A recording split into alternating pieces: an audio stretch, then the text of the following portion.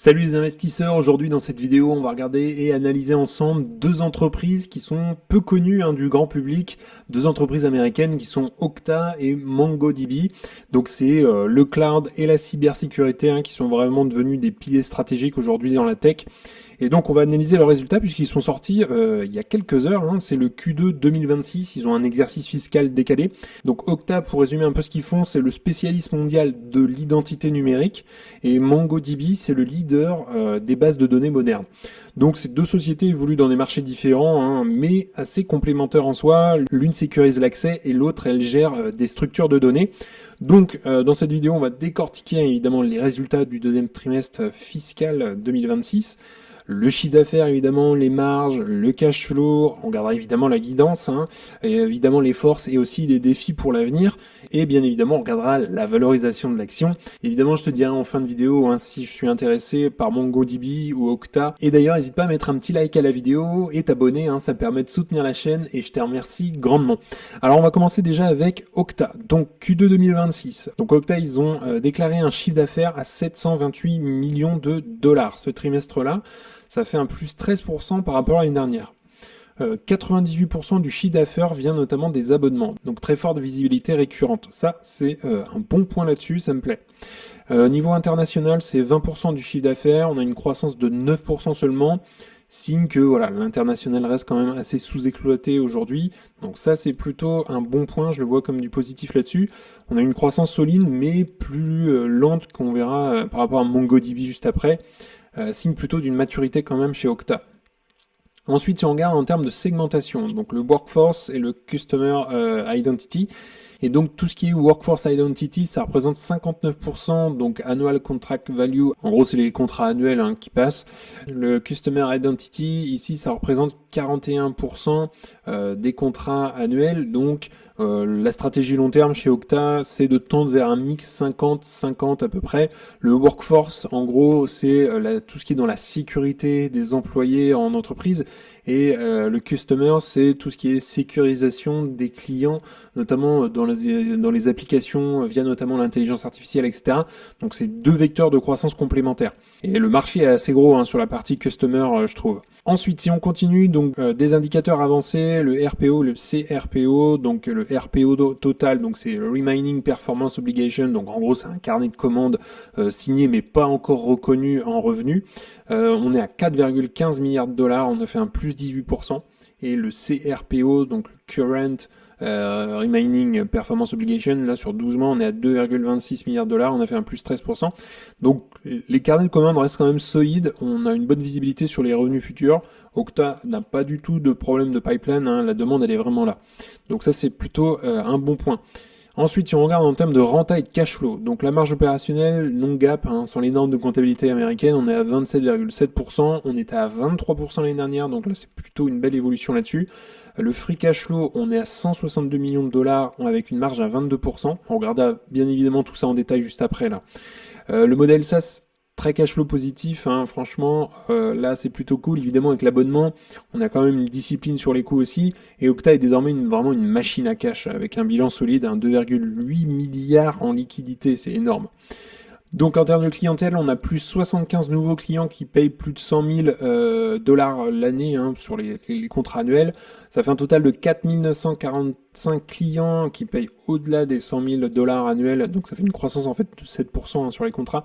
On a 495 clients qui payent au-dessus des 1 million sur les annual contract value. Ici, on a fait un plus 15% en termes de croissance, c'est plutôt intéressant. Donc voilà, fait marquant clairement, c'est qu'on a plus de 80% des annual contract value qui viennent de ces gros clients, donc une dépendance quand même accrue aux grands comptes. Donc Okta reste globalement compétitive face à Microsoft, et elle continue vraiment de séduire aussi des clients de taille, donc ça rassure dans un sens.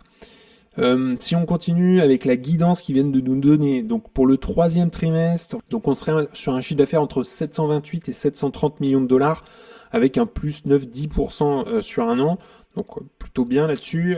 Pour l'année 2026, ils annoncent un chiffre d'affaires entre 2,875 et 2,885 milliards de dollars, ce qui ferait un plus 10 à plus 11% par rapport à l'année fiscale 2025. Donc ça c'est plutôt intéressant. On n'a pas non plus des grosses, énormes croissances de chiffre d'affaires. Marge opérationnelle prévue autour des 25 à 26% avec une marge free cash flow attendue autour des 28%. Ça, c'est très intéressant. Donc une croissance qui est stable, hein, mais la priorité, elle est donnée aujourd'hui à la rentabilité, on le voit. Hein.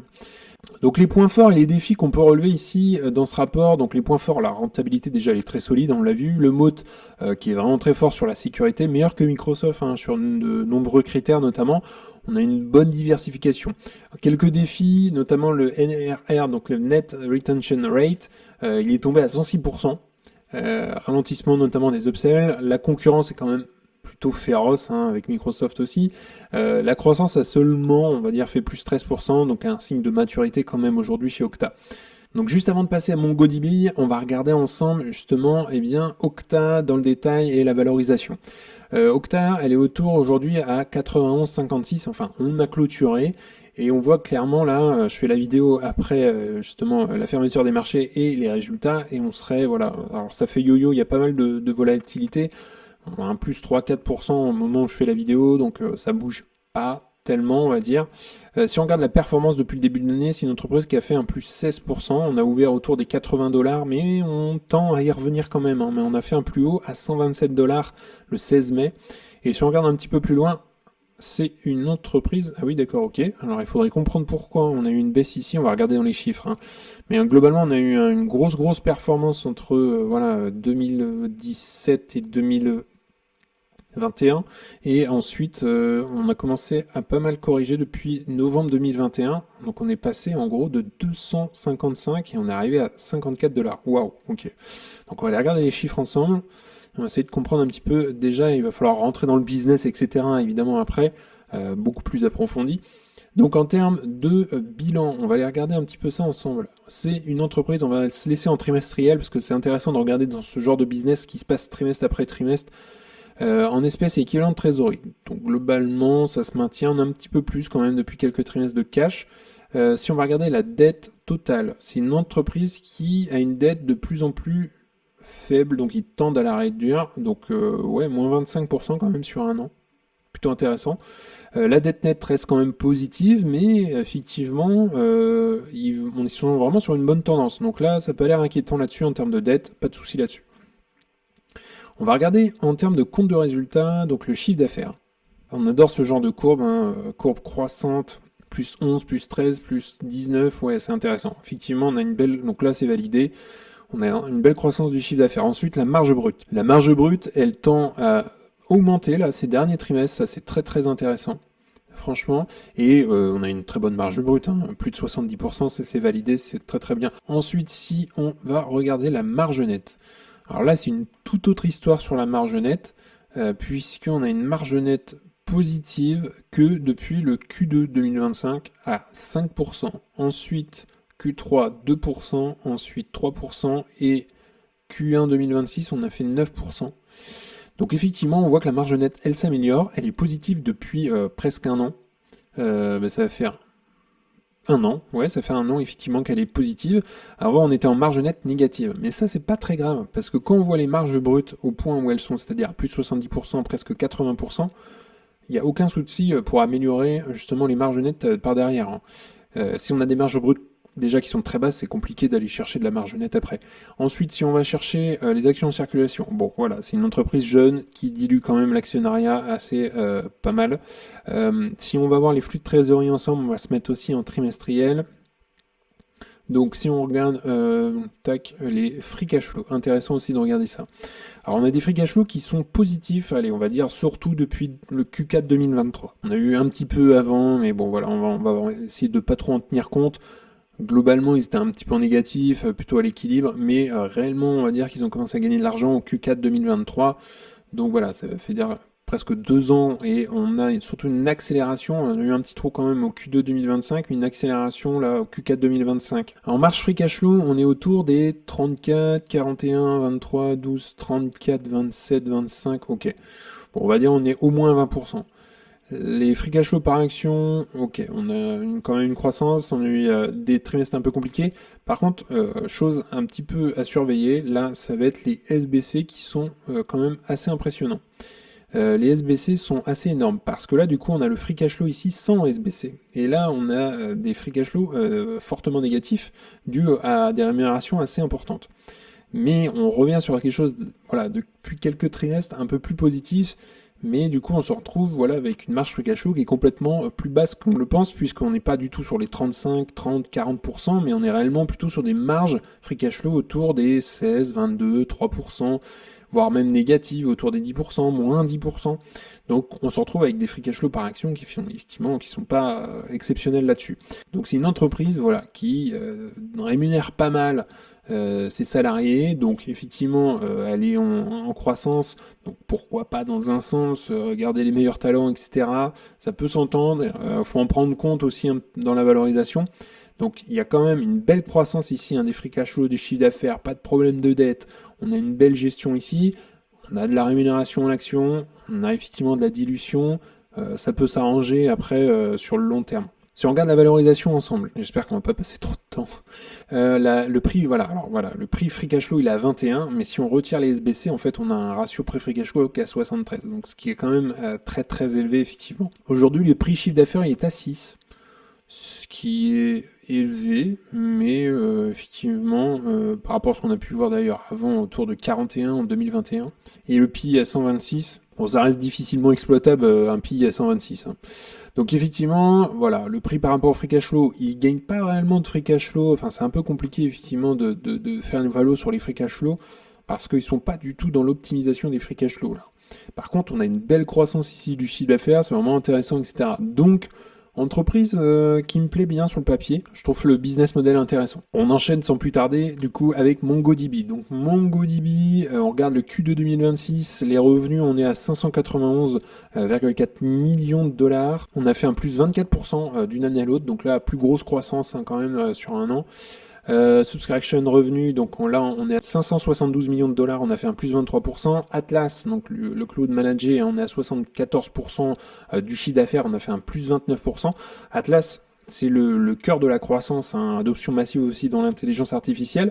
Si on regarde ensuite la rentabilité brute et opérationnelle, donc la marge brute elle est à 71%, légèrement en baisse, on va regarder les chiffres après. Non GAAP, donc sans les normes de comptabilité, on est à 74%, donc elle est plutôt stable. Les résultats opérationnels, on est à moins 65 millions de dollars, donc une perte ici. Et les résultats opérationnels non GAAP, donc sans les normes de comptabilité, on est à plus 86,8 milliards, plus 86,8 millions de dollars. Le net income, il est à 87 millions de dollars. Donc globalement, MongoDB bascule tranquillement mais sûrement vers une rentabilité quand même plutôt ajustée.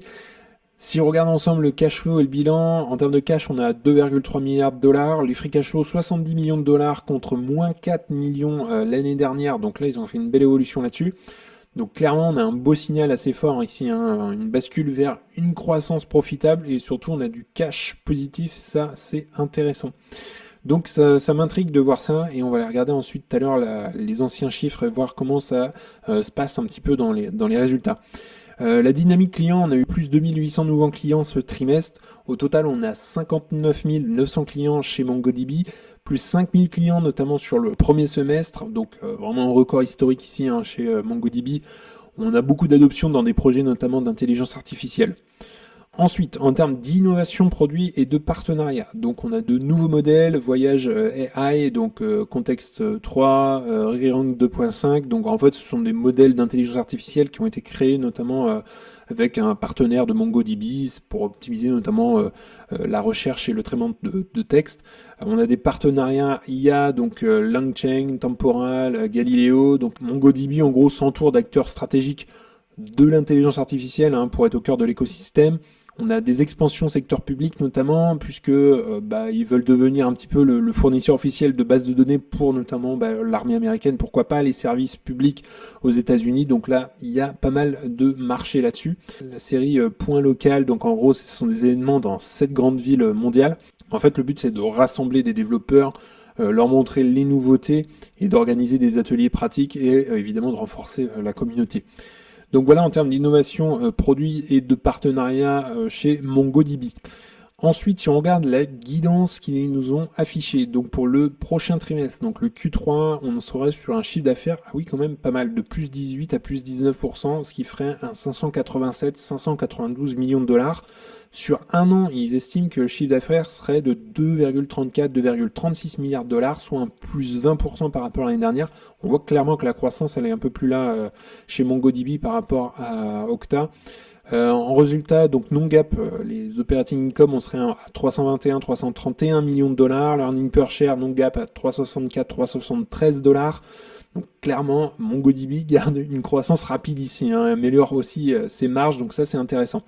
Quelques points forts ici, les défis à venir, donc clairement la croissance elle est là, hein, plus 24%, on est bien au-dessus d'Okta, Atlas, plus l'intelligence artificielle, forcément on a une énorme traction là-dessus, on a une base client qui est en explosion, ça c'est intéressant, et aussi on a un passage au free cash flow positif, donc ça c'est intéressant.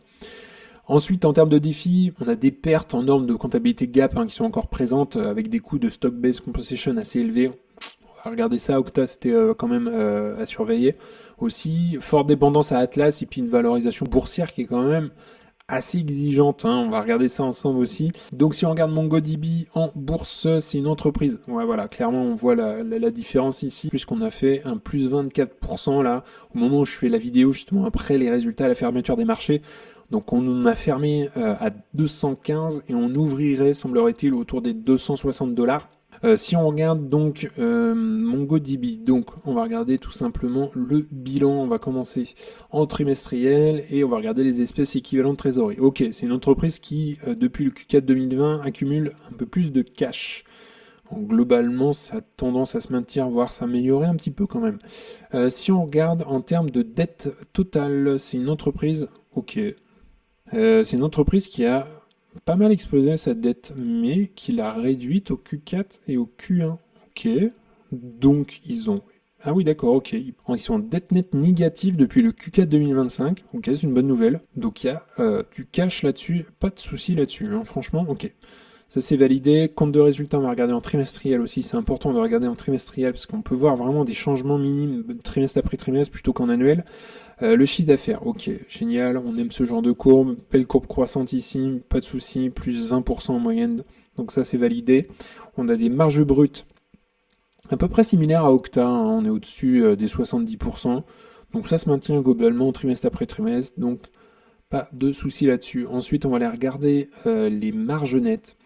Alors oui, alors effectivement, ça va être un peu compliqué. On a des marges nettes négatives pour l'instant, moins 6%, alors ça c'était le Q1 2026, bon le Q2 est pas affiché encore, c'est normal. On était en marge nette positive pour le Q4 2025, mais globalement on a toujours été en négatif, même si on note quand même une amélioration des marges nettes, hein, en négatif. Donc on va arriver à demander la marge nette positive certainement, et j'en doute pas puisqu'on a des marges brutes qui sont très très bonnes, hein, 70%. Je le répète encore, mais si on a des marges brutes qui sont très élevées, il n'y a aucun souci pour améliorer les marges nettes. Ensuite, si on regarde les actions en circulation, bon, on est sur le même style qu'Okta, effectivement, entreprise assez récente, qui dilue les actionnaires, donc une forte dilution au premier trimestre 2026 quand même, on a fait un plus 8%. Ensuite, si on regarde les flux de trésorerie, pareil, on se met en trimestriel, donc on va regarder les free cash flow. Donc free cash flow, ouais, plus compliqué, hein. Effectivement, là on est en free cash flow parfois négatif, beaucoup plus en dents de scie, free cash flow record au Q1 2026. La marge free cash flow, bah, c'est un peu n'importe quoi, hein, c'est en dents de scie. On n'est pas du tout sur l'optimisation, même si on tend à améliorer les free cash flow. Alors si on regarde les free cash flow sans les SBC, alors oui, effectivement, là, ça va être un peu plus, entre guillemets, surprenant, puisque il y a énormément de SBC. D'ailleurs, on le voit ici un peu plus avec le graphique. Tac, les free cash flow, voilà, on a énormément de SBC. Donc là, point un peu plus alarme rouge, entre guillemets, à surveiller. Donc on se retrouve forcément avec des marges free cash flow sans SBC, bah, moins 4, moins 18%, moins 17. Même, effectivement, si on voit quand même que ça a tendance à s'améliorer, il y a du cash, il y a clairement du cash, donc je ne doute pas qu'ils vont améliorer certainement les free cash flow. Si on regarde la valorisation ensemble pour terminer, donc on a une entreprise, voilà, donc ça va être n'importe quoi, ça va être compliqué en fait, de regarder le prix par rapport au free cash flow, puisqu'on est à 96, alors même si on retire les SBC, c'est compliqué. Le prix par rapport au chiffre d'affaires, donc on est à 7 aujourd'hui 72, ce qui est un peu élevé quand même, mais c'est pas si surprenant que ça. Ensuite, donc là on va pas regarder ça, et le PI, bah il y en a même pas, enfin c'est compliqué. Donc on peut regarder le prix par rapport au chiffre d'affaires effectivement, mais on a eu un plus bas quand même autour des 5 à peu près lorsqu'on a eu la grosse correction des marchés, enfin la grosse correction, c'est pas une énorme correction non plus, mais on a eu une belle baisse quand même entre mars et avril. Ici on est tombé à 5,80 hein, le prix par rapport au chiffre d'affaires. Aujourd'hui on est à 7, on est un peu remonté effectivement, mais on n'est pas du tout, mais alors vraiment pas du tout sur des niveaux qu'on avait en 2021, on était à 30, 40, c'était vraiment n'importe quoi. Effectivement, là, on est sur des niveaux un peu plus acceptables. Donc, entreprise MongoDB qui est beaucoup plus chère en bourse aujourd'hui d'un point de vue valorisation par rapport à Okta qui est un peu plus établi. Donc, conclusion sur ce qu'on vient de voir aujourd'hui. En termes de croissance, Okta, on a fait un plus 13%. Donc, ça reste une croissance qui est tout à fait bien, mais on ralentit quand même un petit peu plus. MongoDB, on est sur un plus 24%. Donc là, il y a une accélération ici. Donc clairement MongoDB gagne du terrain. En termes de renta, Okta, on a des marges opérationnelles et un free cash flow qui est déjà très élevé, hein, autour des 25-28%. MongoDB est encore en transition avec des tendances quand même positives, on le voit, hein, c'est une amélioration, je doute pas que on va aller vers du free cash flow positif à un moment donné. Et il faudrait en même temps réduire à un moment donné les SBC. En termes de pipeline visibilité, donc Okta, on a un backlog RPO assez énorme, 4,15 milliards de dollars. MongoDB, on a une forte adoption client, mais plus dépendante au cycle d'intelligence artificielle. En termes de moat, Okta, ils ont un moat dans la sécurité et la confiance, donc différenciation assez forte hein, face à Microsoft. MongoDB, on a un moat dans la communauté des développeurs, une plateforme de données, donc un effet réseau puissant. Le risque avec Okta, donc la baisse notamment du net retention rate, une dépendance à certains grands clients aussi. MongoDB, une dépendance à Atlas et une valorisation qui est quand même très élevée, on l'a vu ensemble aujourd'hui par rapport à ce qu'on voit à niveau comptable entre guillemets. Donc voilà pour MongoDB hein, et Okta les résultats. C'est des entreprises que je vais continuer à analyser, à approfondir, mais j'aime bien les deux dossiers. J'aime bien ce qu'ils font aussi, donc je vais creuser ça, évidemment, je vous tiendrai au courant si je rentre sur l'une ou l'autre ou pas. D'ailleurs, n'hésite pas à me dire toi en commentaire hein, si tu connais Okta ou MongoDB, est-ce que tu penses de leur business model, etc., la croissance notamment. En tout cas, on en a fini pour aujourd'hui, n'hésite pas à liker la vidéo, à t'abonner, ça fera grandir la communauté et puis ça me soutient. On se retrouve très bientôt pour les résultats de Nvidia notamment qui sortent demain soir, donc mercredi soir, et on fera une vidéo certainement jeudi matin. Je te souhaite une très bonne journée et à bientôt.